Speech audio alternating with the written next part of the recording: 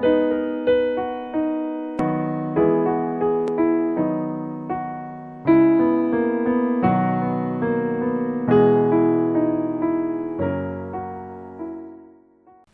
Evangelio de Juan, hoy regresamos a este Evangelio especial de Juan y vamos a leer el capítulo 1, versículos 12 y 13.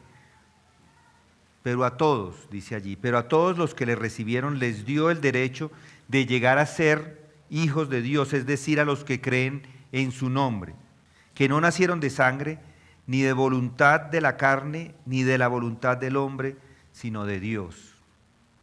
Estos versículos son la continuación de esta serie que he denominado las relaciones y la luz. Y la de hoy es la relación de los creyentes y la luz. Y estos versículos hacen parte del prólogo que va desde el versículo 1 hasta el 18 de ese capítulo 1. Y en este prólogo encontramos el resumen de las grandes verdades que encontramos a lo largo de todo el Evangelio de Juan. Es como el extracto del Evangelio, es como el sumo del Evangelio. Y en estas palabras, como he dicho antes, encontramos su propósito. Aquí hay un propósito. Estas se han escrito para que creáis que Jesús es el Cristo, el Hijo de Dios, y para que al creer tengáis vida en su nombre. Juan 20:31. Ese es el propósito del Evangelio de Juan. Y los textos que tenemos hoy nos avanzan en ese propósito general del Evangelio. La verdad de hoy es que nos acerca más a un entendimiento correcto de qué es la luz y quiénes son los creyentes. La semana pasada hablamos de la relación entre los incrédulos y la luz. Ahora el foco es los creyentes y la luz. Y lo que tenemos acá es una maravilla. Es una verdad que debe motivarle a la adoración al Padre y a su Hijo. Y esta verdad es esta: los creyentes en la salvación se convierten en hijos de Dios. Los creyentes se convierten en hijos de Dios, por eso debe adorarle. Noten el texto: pero a todos los que le recibieron les dio el derecho de llegar a ser hijos de Dios, es decir, a los que creen en su nombre, que no nacieron de sangre, ni de voluntad de la carne, ni de la voluntad del hombre, sino de Dios. ¿Usted sabía que llega a ser hijo de Dios en la conversión? Esta es una de las grandes verdades doctrinales y hace parte de la salvación. Y la salvación no significa solo que sus pecados son perdonados y que son justificados a los ojos de Dios. Significa eso, por supuesto, y es la primera necesidad del hombre. Es lo primero que necesita un hombre culpable, que se encuentra en la oscuridad. Necesita ser salvo y ser perdonado.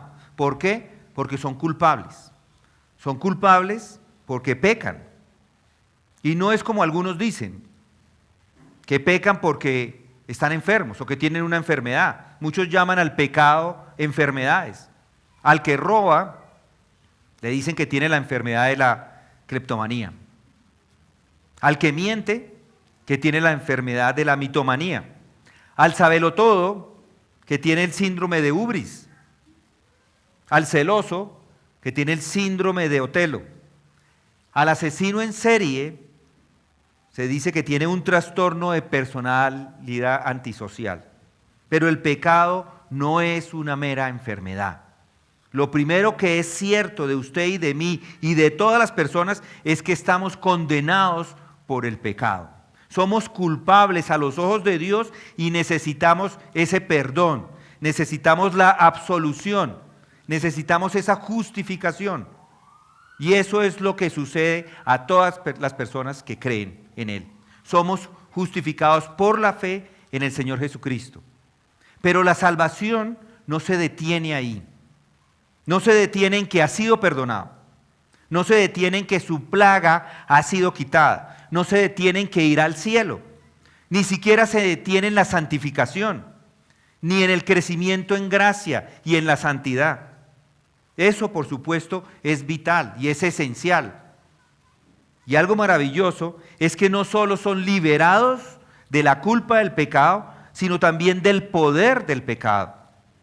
Pero digo que incluso eso no lo es todo. ¿Qué más ofrece la salvación? Lo más maravilloso de todo es esto, que los creyentes tienen un nuevo estatus, una nueva posición con Dios, una nueva relación con Dios, una relación que cambia por completo su antigua relación, se convierte en una persona totalmente nueva. Y eso es lo más emocionante de todo. Y es por eso que Juan lo pone acá. Los creyentes en la salvación se convierten en hijos de Dios. Y eso es lo más maravilloso. Convertirse en hijo de Dios. Hijos de Dios. ¿Y qué significa eso? ¿Qué significa esto de hijos de Dios? Esa palabra hijo es una palabra que indica posición, que indica estado. Dios ahora les puede llamar hijos porque es el resultado de la adopción. Cuando dice que alguien es su hijo, está describiendo la posición que ocupa esa persona o que ocupa un niño en relación con su padre. Y desde el punto de vista del hijo, esa posición le da una serie de prerrogativas y privilegios que solo tienen los adoptados. Estas palabras que tenemos acá enfrente hacen un gran énfasis en esta nueva relación. El hecho de que sean hijos enfatiza una conexión, una relación inmediata, directa con Dios. En las Escrituras, en muchos lugares, encontramos acerca de esta relación referencias, acerca de esta nueva relación con Dios. Y esa relación se da por los méritos de nuestro Señor y Salvador Jesucristo. Esa relación no existe aparte de Él.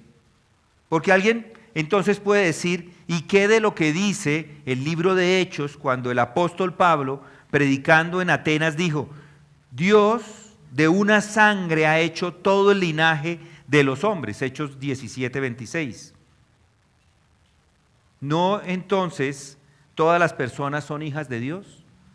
¿Qué derecho tenemos nosotros para decir que son hijos solo aquellos que creen en nuestro Señor Jesucristo como su Salvador? ¿Por qué somos exclusivos? Muchos afirman que todos son hijos de Dios.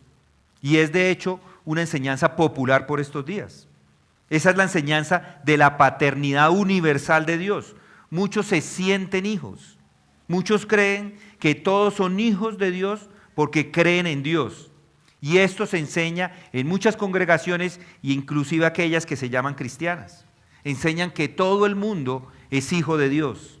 Y eso al final es una tragedia, porque no es verdad. Dios no es el Padre de todos. Dios no ama a todos. Las personas son ignorantes de esto. Y es por eso que viven todavía en su carne y para el egoísmo y para sus pecados. Porque dicen, si Dios ama a todos, Dios me ama a mí. Piensan que Dios les ama y que como son hijos, no lo va a juzgar, porque son hijos, pero no lo son. Por eso hay que ir a predicar a la gente las buenas nuevas. Y las buenas nuevas es decirles que no son hijos, pero que pueden llegar a ser hijos de Dios.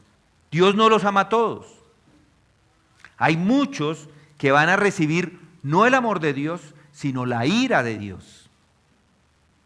Noten, pero a todos los que le recibieron, a todos los que le recibieron, no a nadie más. El punto es este, pero a todos los que le recibieron les dio el derecho de llegar a ser hijos de Dios, es decir, a los que creen en su nombre, que no nacieron de sangre, ni de la voluntad de la carne, ni de la voluntad del hombre, sino de Dios.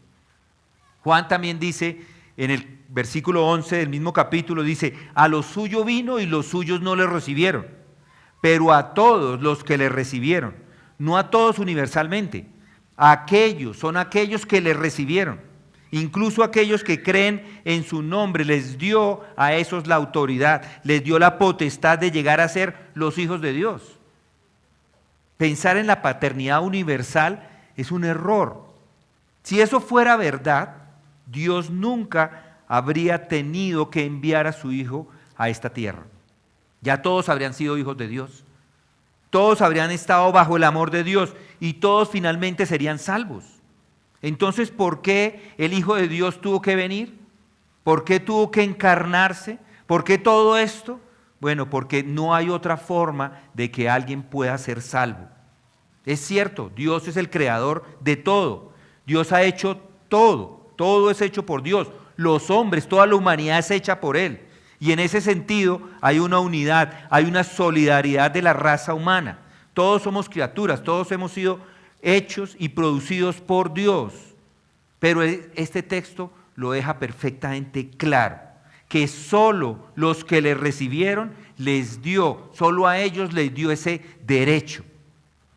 Por eso vemos que hay una división entre los hijos de Dios y los que no son hijos de Dios. Y si vamos a convertirnos en hijos de Dios, es a través de Él que obtenemos esa conversión. Ese es el plan de Dios desde la eternidad, enviar a su Hijo al mundo para darnos una parte y una participación en su plan. Por eso encontramos en el Nuevo Testamento enseñanzas acerca de los hijos de Dios y los beneficios que los hijos de Dios obtenemos al convertirnos en sus hijos. Y solo los hijos son los que tienen esos beneficios, son sus hijos, y esos hijos solamente llegan en y a través de Jesucristo, como aquellos que creen en Jesucristo como su Señor y Salvador. Noten la forma en que este mismo escritor, Juan, lo dice en el capítulo 14, versículo 6, y se los leo: yo soy el camino, yo soy la verdad y la vida, y nadie viene al Padre sino por mí. No hay otra manera. Es la única manera de conocer al Padre, es a través del Hijo. Entonces todo el que quiera tener acceso al Padre tiene que venir por el Hijo. De otra forma no hay acceso, por más que diga es que yo creo en Dios. No importa si dice que creo en Dios. Los demonios creen en Dios. No importa si dice que cree en Dios, tiene que creer en Dios a través de Jesucristo. No hay otra manera. Todos los beneficios, cualquiera que sean, vienen a nosotros a través de Cristo. La justificación, es decir, la salvación. La santificación, es decir, que cada día somos más parecidos a Cristo, vienen a través de Él. La glorificación es el sitio donde nos va a poner al fin de los tiempos. La salvación al final. Todo eso viene a través de su Hijo Jesucristo. Y es especialmente de convertirse en hijos de Dios que es muy importante. ¿Por qué es importante? Por eso tenemos que prestar atención a los textos, a este versículo que tenemos acá enfrente. No todas las personas son hijos de Dios. Y les digo que algo tiene que suceder antes para que nos convirtamos en hijos de Dios. Y eso es tener vida, debemos tener vida, debemos ser vivificados. Esas son las buenas nuevas de la salvación. No es que todos ya son hijos de Dios. No es que venga tranquilo, venga acá a la iglesia y nosotros lo recibimos porque todos son hijos de Dios, venga y escuche. No, no son hijos de Dios mientras no crean. No es que todos ya son hijos de Dios. La buena noticia es que puede llegar a ser hijo de Dios. Esa es la buena noticia, que puede llegar a serlo. Esa es la proclamación. Los creyentes en la salvación, cuando son salvos, se convierten en hijos de Dios. Ahora notará que él dice a todos los que le recibieron. A ellos les dio potestad, dice la Reina Valera, y derecho, dice la Biblia de las Américas, de llegar a ser hijos de Dios. ¿Qué significado tiene esto de derecho? Es un término bastante interesante y es vital que lo tengamos claro, porque hay quienes dicen que esto significa que si cree en el Señor Jesucristo, tiene en sus manos el poder de, si quiere, de convertirse en un hijo de Dios. Él le da el poder, Él le da la posibilidad. Es para que lo ejercite, es para que usted decida qué hace con ese poder. Pero Él le da la posibilidad. Si se aferra a Él, se convierte en un hijo de Dios. Si no lo hace, no se convierte en un hijo de Dios. Y eso se está enseñando muy a menudo. Ese, de hecho, es la enseñanza oficial católica de este versículo en particular. Pero quiero tratar de mostrarles que eso es completamente erróneo. Ahora, tomemos esa palabra que él usa, derecho. Derecho es un término que se usa 102 veces en el Nuevo Testamento, pero nunca se utiliza en un sentido de fuerza física, de fuerza moral o espiritual para hacer nada. Ese no es su significado. ¿Y cuál es el significado? Significa autoridad. A ellos se les dio autoridad de llegar a ser hijos de Dios. A ellos se les da el privilegio. A ellos se les da el honor, se les da la potestad. A eso significa. Juan Calvino dice que significa dignidad. Dice que dignidad es el verdadero significado para todos los que le recibieron. A ellos se les da esa dignidad de ser considerados, son ahora considerados dignos de ser hijos de Dios, incluso aquellos que creen en su nombre. Muy bien, entonces, esto es un punto importante. No es un poder que se les da para decidir de una u otra manera. Lo que realmente significa es esto, para aquellos que creen en Él. Él hace su obra en sus vidas, convirtiéndolos en hijos, y les considera dignos para convertirlos en hijos de Dios, o de colocarlos en una posición de honor como hijos de Dios. Es algo que le sucede a las personas que lo conocen y lo reciben y creen en Él. Esto es algo que les pasa. No es una posibilidad que puedan ejercer si quieren o no.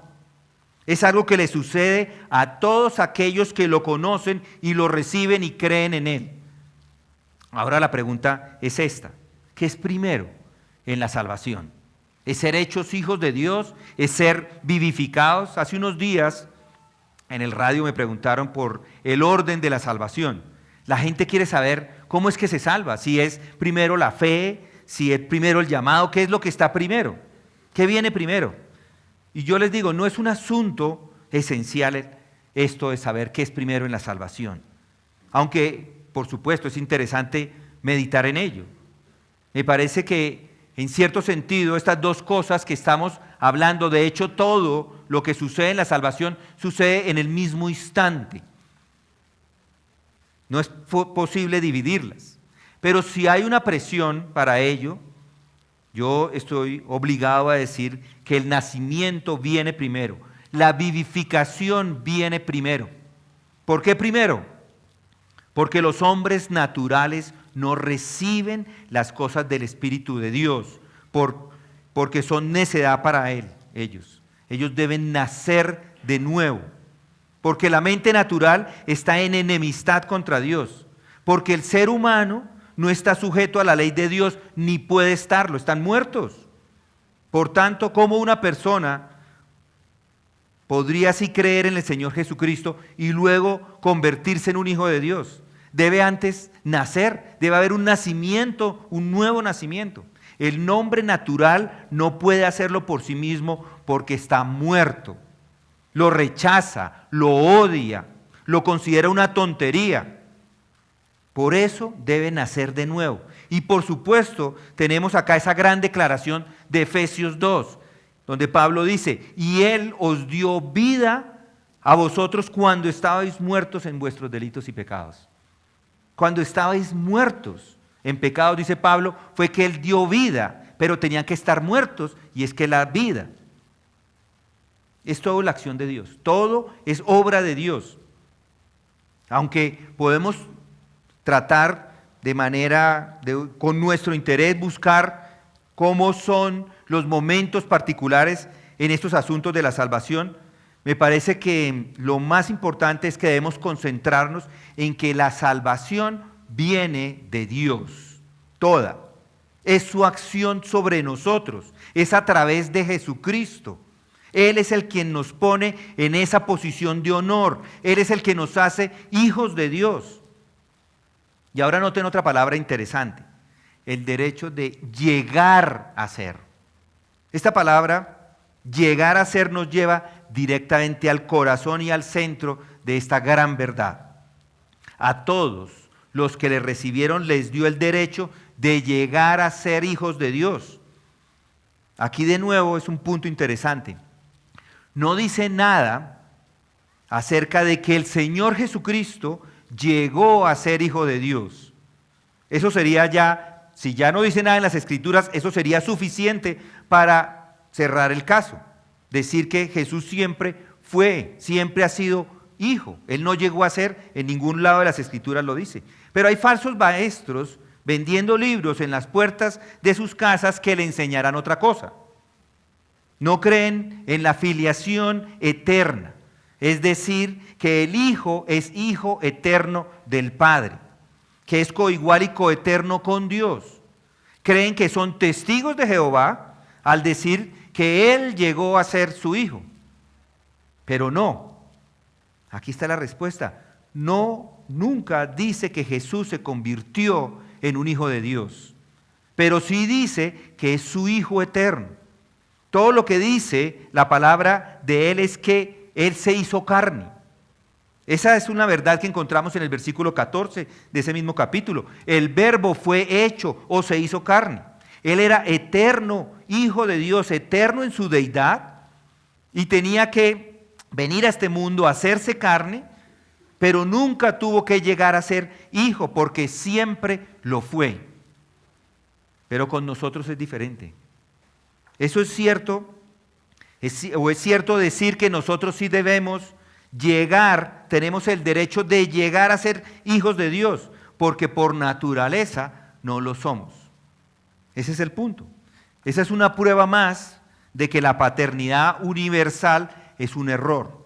Los hombres tienen que llegar a ser hijos de Dios porque por naturaleza claramente no lo son. De hecho, todos somos lo contrario. Por naturaleza somos hijos de ira, lo mismo que los demás. Ahora bien, creo que esa palabra que está usando allí deliberadamente el autor para enfatizar el hecho de que hay un cambio dramático y real en cada uno de los que han puesto su fe en Él. Antes de que pueda llegar a ser hijos de Dios, algo debe pasar.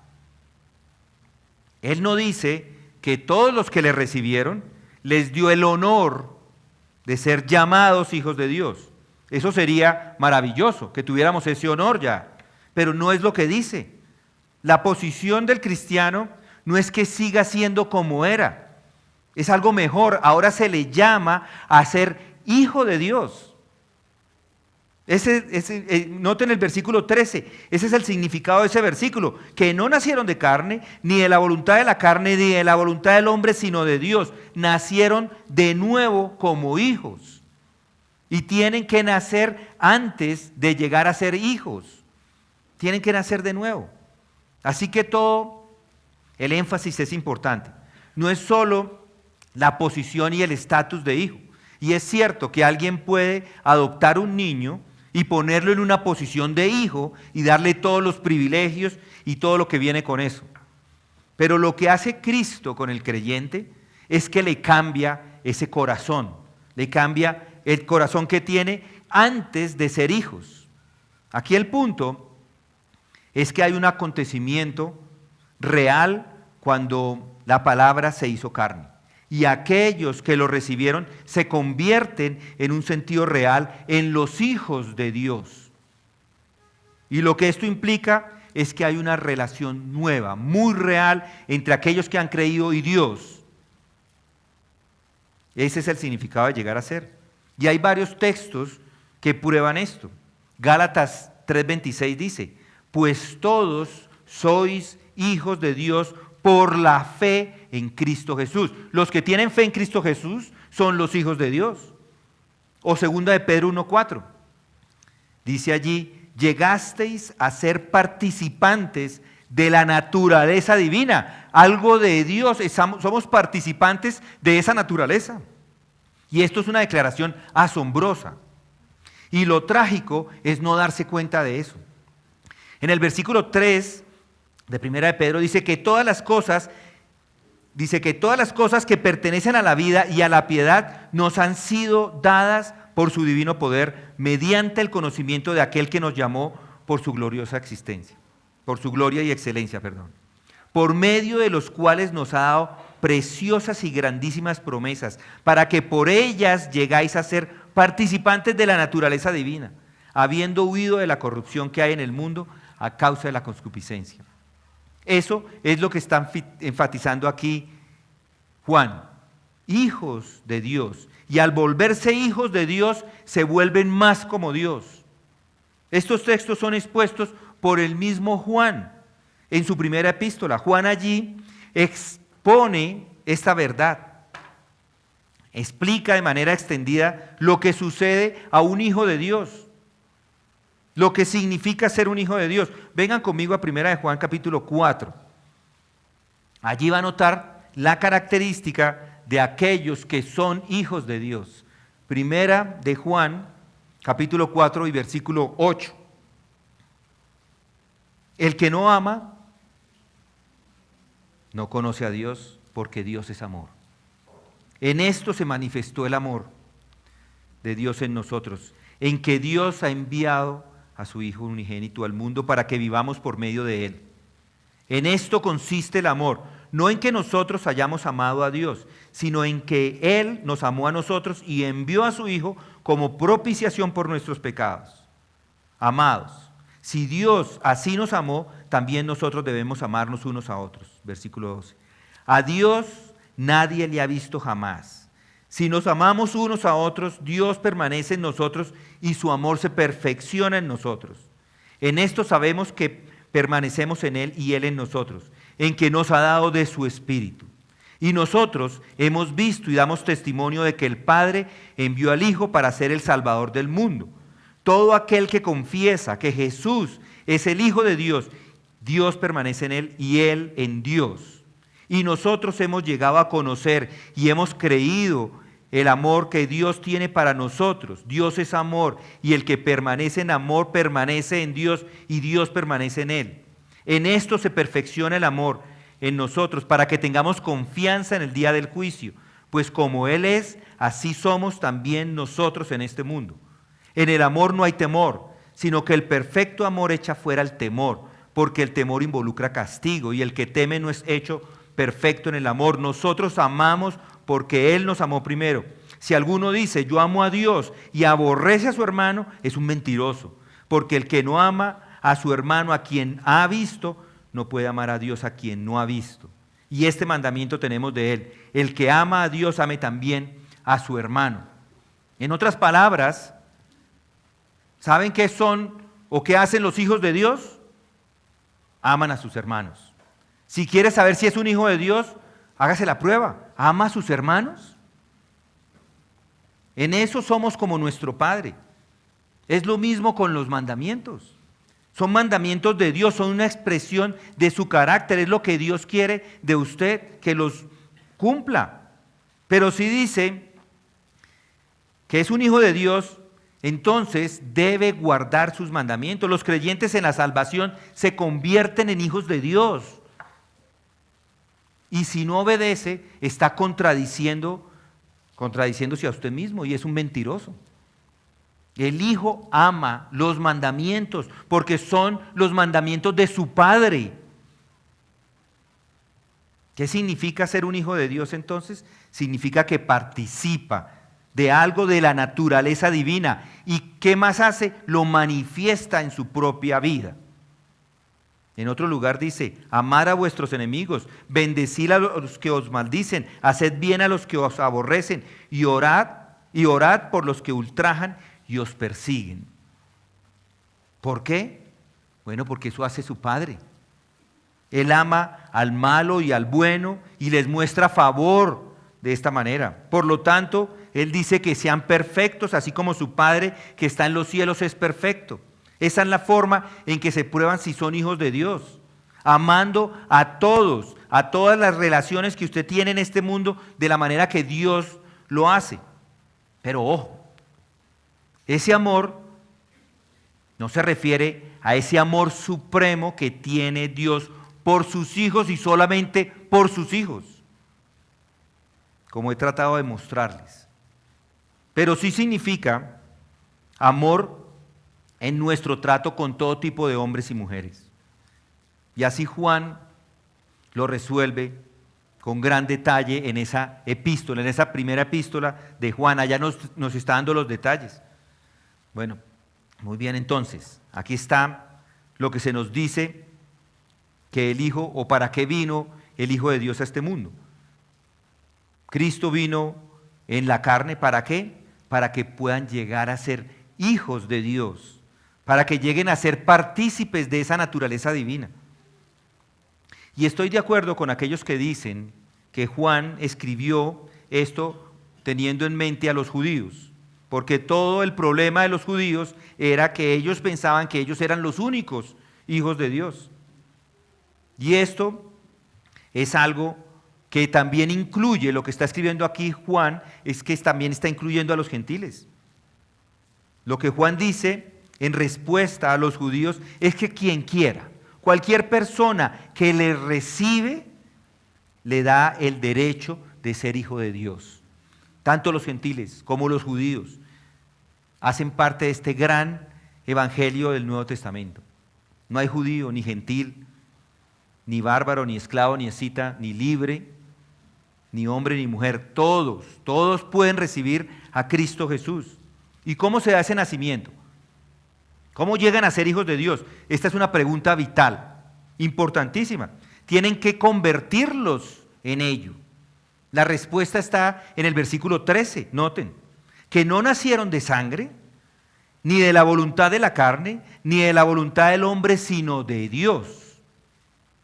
Lo que tenemos acá es la gran doctrina del renacimiento, la doctrina de la regeneración. ¿Recuerdan cómo Jesús responde a la pregunta de Nicodemo? ¿Cómo puede un hombre nacer siendo ya viejo? ¿Acaso puede entrar por segunda vez en el vientre de su madre y nacer? Jesús le respondió, en verdad te digo que el que no nace de agua y del Espíritu no puede entrar en el reino de Dios.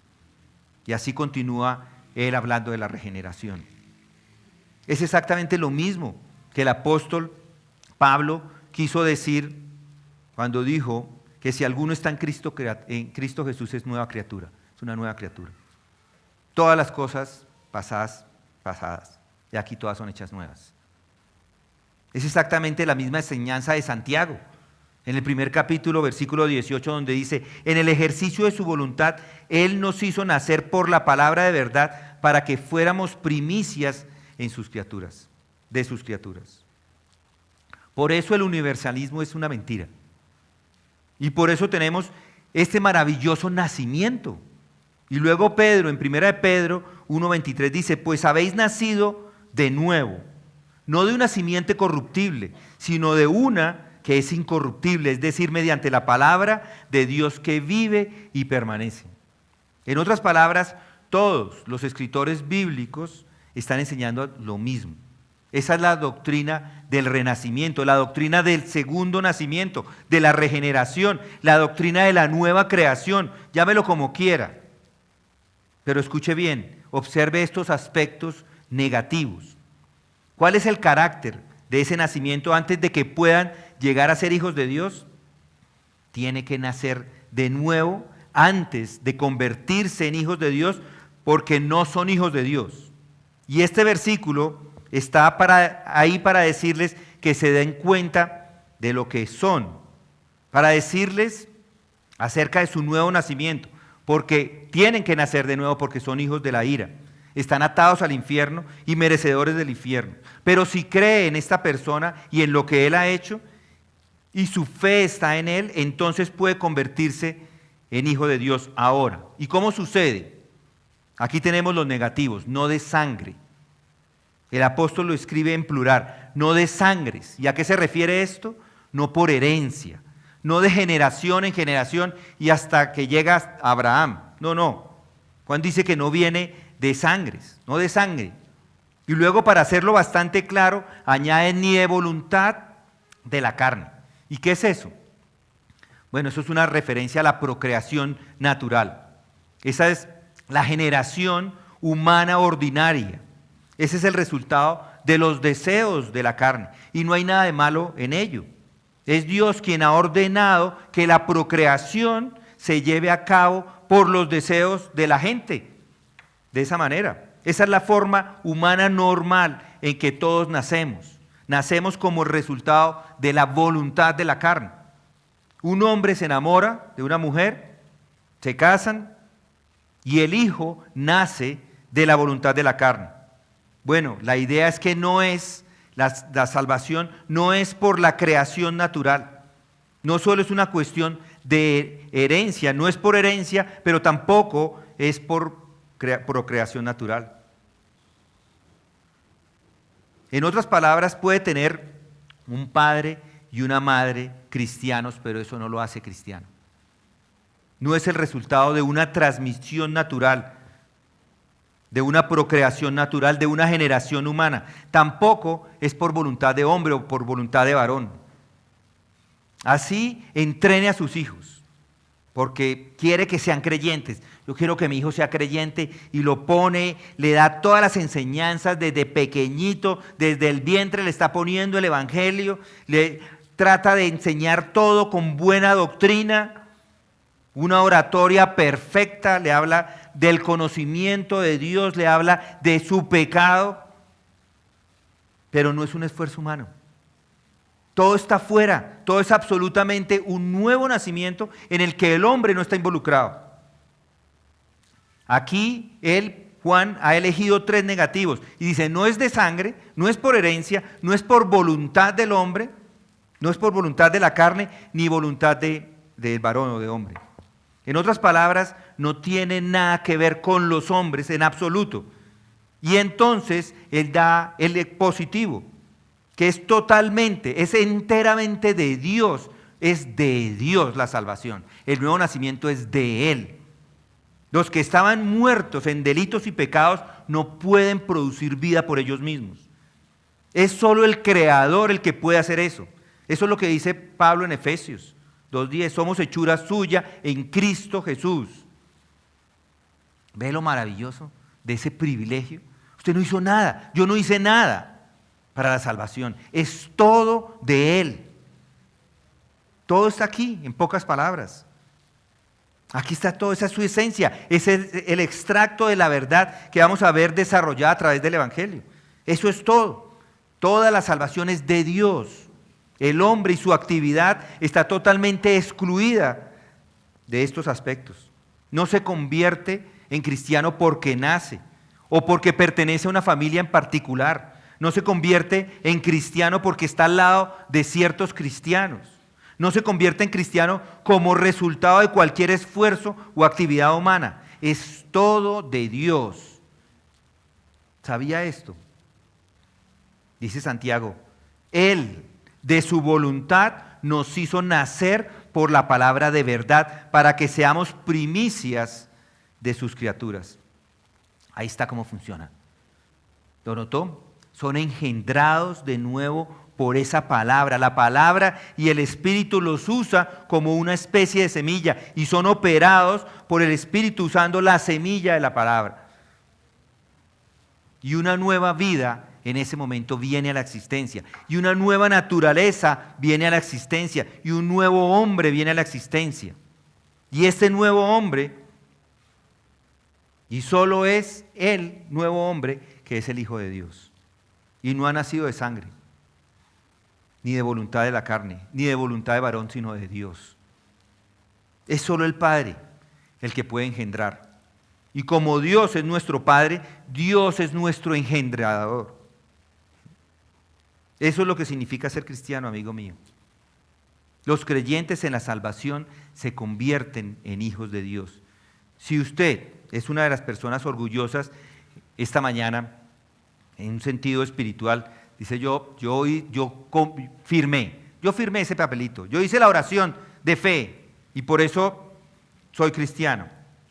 No, no es por eso, es porque Dios lo hizo cristiano. Dios ha puesto la fe en él, Dios le ha dado vida para creer. Ahora le pregunto, ¿son hijos de Dios ahora? Piense en usted mismo si es hijo de Dios. Y si es hijo de Dios, ¿se comporta como hijo de Dios? Acabamos de explicar lo que hacen los hijos de Dios. ¿Se comporta como Él? Por eso está escribiendo este Evangelio Juan. Juan Calvino lo dijo. Dijo que Jesús se convirtió en el Hijo de los hombres para que nosotros, los hijos pecadores de los hombres, pudiéramos llegar a ser hijos de Dios. ¿Es usted hijo de Dios?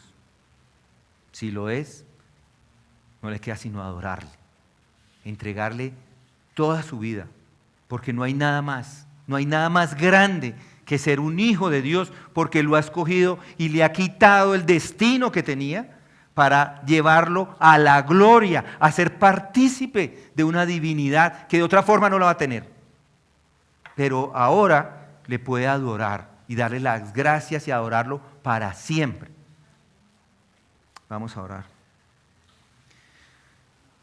Dios mío, es a través de tu Espíritu que nos das esa conciencia viva de que podamos entender esta verdad de que somos hijos de Dios.